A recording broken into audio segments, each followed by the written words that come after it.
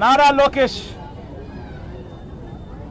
బుద్ధి తక్కువ అంటారు, ఈ మనిషికి జ్ఞానం తక్కువ అంటారు, ఈ మనిషిని పప్పు అని కూడా అంటారు. నిజంగా ఈయన పప్పు అని చెప్పడానికి ఇదే నిదర్శనం. ఎవడన్నా బుద్ధి జ్ఞానం ఉన్నాడు, ఎవడన్నా దిశ బిల్లును దిశ ఆపును ఎవడన్నా కాల్ చేస్తాడా చెప్పండి? దిశ ఆపును, దిశ చట్టాన్ని, దిశ ఆపును దిశ చట్టాన్ని మంచి చేసే దీనిని బుద్ధున్నాడు ఎవడన్నా కాల్ చేస్తాడా చెప్పండి? ఈ బుద్ధి లేని ఈ మనిషికి, ఈ పప్పు లాంటి ఈ మనిషికి ఇంకొకరు ఎవరు తోడు అని అంటే పక్కన హోమ్ మినిస్టర్. ఆయనకు కూడా నిజంగా బుద్ధి ఉందా లేదా అని అడుగుతా ఉన్నా.